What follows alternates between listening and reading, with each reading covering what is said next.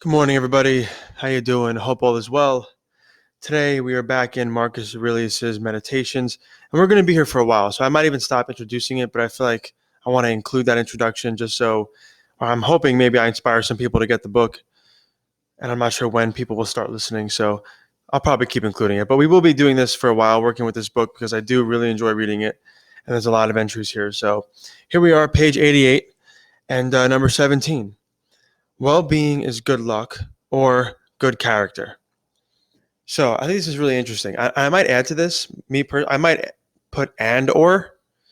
I think Marcus is elsewhere in this book, if I remember correctly, quoted as basically, or pretty much saying, nothing happens without God, good fortune, and character. There's something like that he says. I can't remember, but essentially that's kind of a way that I view life that I think is interesting and has been helpful for me. I am again with that Stoic in mind, that Stoic mentality. And we could feel other philosophies there too. We could think a little bit about existentialism as a humanism by Jean-Paul Sartre, which there are a number of points in that I disagree with. That being said, I think it's an interesting talk about responsibility, choice, action, right? No reality, or there is no reality outside of action has always been a really inspiring quote for me. I think Sartre goes maybe a little too far in terms of characterizing how responsible we are, right? We don't exist on an island, and I think some of the considerations he presents are a little bit too excessive in that way. But ultimately, I think when we, in some cases at least, maximize our responsibility, we also maximize our power, right? Because we could see, well, if I'm fully responsible, all of a sudden I start asking myself different questions, right? What could I have done differently? How can I act in this moment? So it's not so much about, in my opinion, ignoring the fact that there's an external world. Of course, Marcus and the Stoics talked a lot about the external world. So did Sartre, right? I mean, I don't want to make any excessive statements myself about his philosophy, but just that one specific speech, I think, is a little bit lacking in certain spaces or places. Anyway, but I do think this is interesting what he's presenting, right? In the three sort of in the tripartite approach, right? So we have a higher power, maybe, and then we have luck or fortune, and then we have ourselves, right? And well-being, once again, is this huge idea for the meditations because ultimately, as we've said many times, he's writing to increase his own sense of well-being, right? That being said, I think we could even think about this for ourselves and, of course, for more broadly, like the world, right? I also think luck is a thing. I don't like that saying we have in our culture that you make your own luck. I don't believe in that. I think you can do a lot to increase the likelihood of getting lucky, but ultimately, luck is its own thing. And there is such a thing as good luck, and there is such a thing as bad luck, and we cannot control that. And as Marcus is saying here, I think to an extent, we're forced to grapple with it and to deal with it and to be confronted by it and to engage with it, right? So even just by saying like, is good luck, I like that he's acknowledging that luck is a thing. And then or kind of goes with my point a moment ago of like, we are not luck. You don't make your own luck, right? And I think again, I would add the word and because I think they can work together. I would say.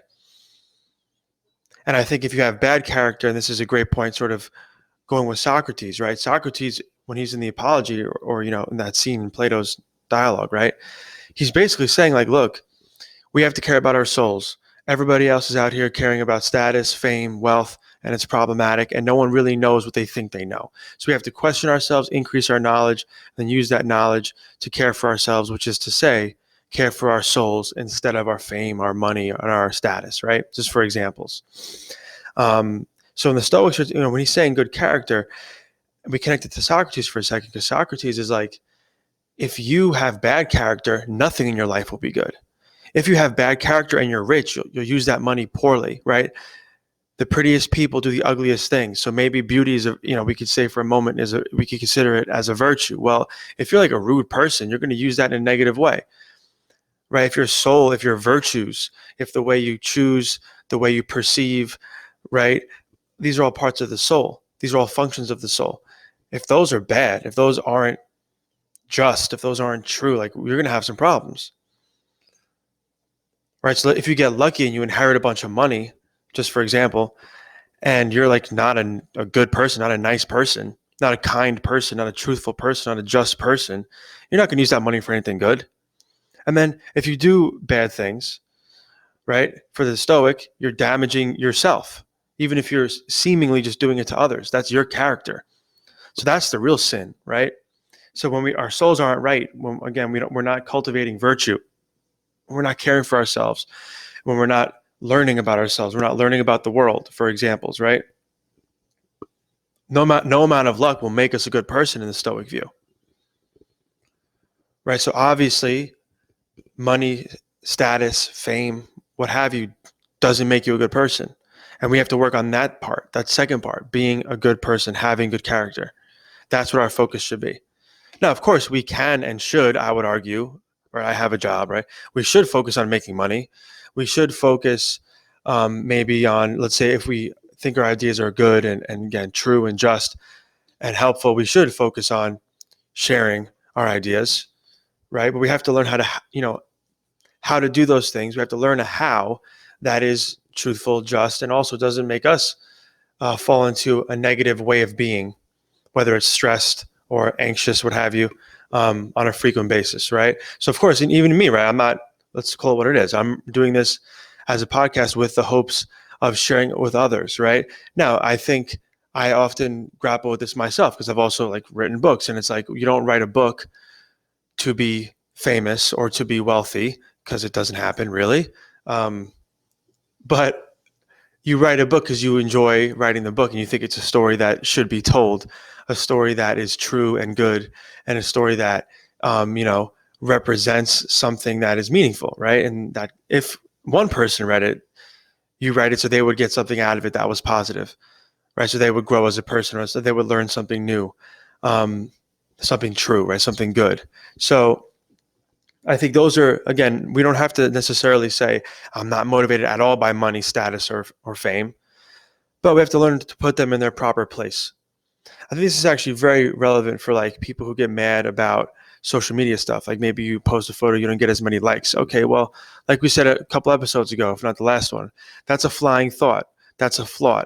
That doesn't have to define your mood for the day at all, right? And even having a simple conversation about like social media practices, right? Don't look at it in the morning. Have a certain time of the day where you look at it only. Be disciplined. And through that discipline, we gain perhaps less anxiety, less stress, and we learn to do other things with our time that are more healthy and productive, right? And even with that, right, we could return to the quote for a moment. You don't control how many likes you get, obviously, and this is a small example, but nonetheless, right, I think it's relevant. And sometimes you just get lucky, right? And I think, or lucky in quotes, right? I think it's lucky to realize that we should rely more on our character, on the cultivation of our character on a daily basis for our happiness, for our purpose, and for our joy, versus like, again, externals. The Stoics are big, don't rely on them, right? Luck, of course, isn't external. So we shouldn't rely on luck. That doesn't mean, and this is my closing point because I feel like I'm rambling today. I got up a little bit late, so I'm like, let me get a little coffee. Hold on. All right. What I'm realizing too, a large part of this, if I want to share stuff on a daily basis or close to daily basis, I can't be a perfectionist, and that's going to be a battle for me. Because I'll just start deleting stuff and like re-record. Nothing will ever happen. So I'm not going to do that. Because also I realize, and a part of this, as we have in the description, is I miss being in the classroom a little bit or a lot of it. So for those of you who may be listening who are my former students, sometimes I would stop making sense. And so it's okay. That being said, we shouldn't rely on luck, but we should also learn to enjoy luck when it is good. So that's like level one is don't rely on it. Level two is enjoy it when we do have it. And I think Seneca wrote something like, we should enjoy the fruits of spring, right? So when things are coming into life and they're new and like a luck comes into your life, don't ever ignore it, right? Enjoy it, appreciate it, be grateful for it. Then I think this is like the level three, which is the ultra stoic move, right? And I'm sure this will come up in an episode soon. It's like, how do we learn to cultivate healthy relationships to bad luck, right? And that's, again, there's a huge spectrum here. There's bad luck that's a little bad luck, and there's bad luck that could be terrible. So of course we keep that in mind, right? That being said, let's even go from small bad luck to like mid bad luck, right? How do we see opportunities for growth, right? There's a great quote in here somewhere. I hope we'll cover it, where Marcus is, I think sort of in a sense with this consoling himself, right? It's like he had some bad luck. Well, look at this as an opportunity to practice virtue, right? And I'll just use an example that comes to mind, right? You didn't get the job you applied to, or the jobs you're applying to. How do you look at that not only as a little bit of bad luck? And again, Stoicism isn't about ignoring reality or ignoring our feelings. It's normal to feel bad. All right, I've applied to a dozen jobs and I haven't gotten even a call back. Okay, well, that's annoying. Feel that moment, right? What have you. Feel let's say, for lack of a less dramatic way of putting it, feel the suffering there. And then be like, all right, well, where's the opportunity here? Well, I could practice patience, and that's going to be helpful for me. I can practice learning. I can practice researching. Let me go back, look at my resume. All right, well, where could this be better? Let's practice asking for help. Another great idea Marcus brings up in his meditations, encouraging himself, go ask for help. The whole book one, which we haven't really covered yet at all, which we will, it's about I think he calls it lessons and debts.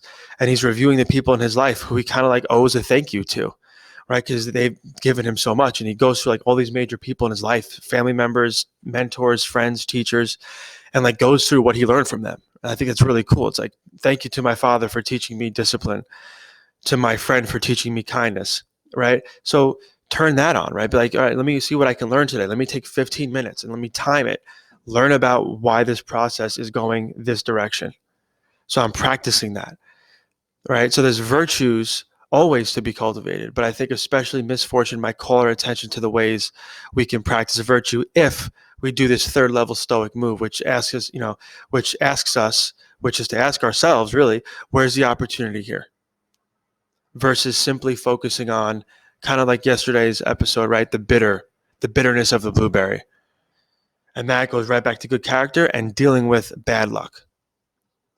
So we cannot put our well-being, we cannot make it reliant on luck, and we can maybe cultivate a different way of being, a different perspective on what we might characterize as bad luck. So how do you deal with this shit? How do you deal with bad luck? And again, we don't want to act like everything is good luck. I don't know if that's naive to me. So we do have bad luck sometimes, everybody, right? So how do you deal with bad luck? How do you deal with things not going your way? And this is a cool question too, I think, and it's about questions, which is weird. What new questions could you ask yourself when faced with bad luck? And let's even say when faced with an inconvenience, right? And I think there's also this naive sense that like, and maybe because I'm in this world a little bit, like I watch this stuff on YouTube and read about it, where it's like the train's late, get to work. No, not always. Sometimes the answer isn't just be productive. Sometimes it might be take a minute for some meaningful leisure, right? Take a minute to listen to some music.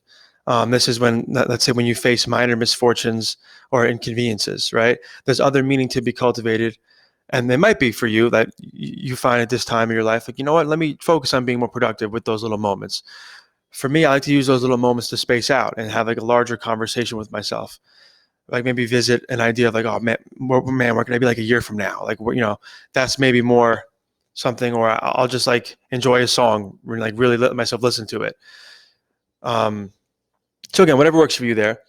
But I think ultimately we want to first assess and understand ourselves already in regards to how we deal with bad luck and inconveniences, and then think about how we can, in those moments, see them as opportunities for something good for ourselves, something good for others, and see also how we're affected, right? How can we maybe be less affected by luck? And I think luck also involves at times a type of, let's say, unhealthy sense of hope, right? Where we could always look within ourselves and work on our character. Back to the Stoics on control a little bit, right? We could always try to situate our day such that we look at what we can't control and take action. But if we're waiting to get lucky, if we're waiting for the phone call from the job or the email from the job, think about how stressful that is, right? I think it's a good example, actually. You could check your email all day trying to get a job interview, and all you're doing is stressing yourself out. So learning to shift our focus from, let's say, a state of excessive hopeful waiting for luck to, once again, ask new questions. What can I do with this time that's within my control? What can I do with today that would build my character?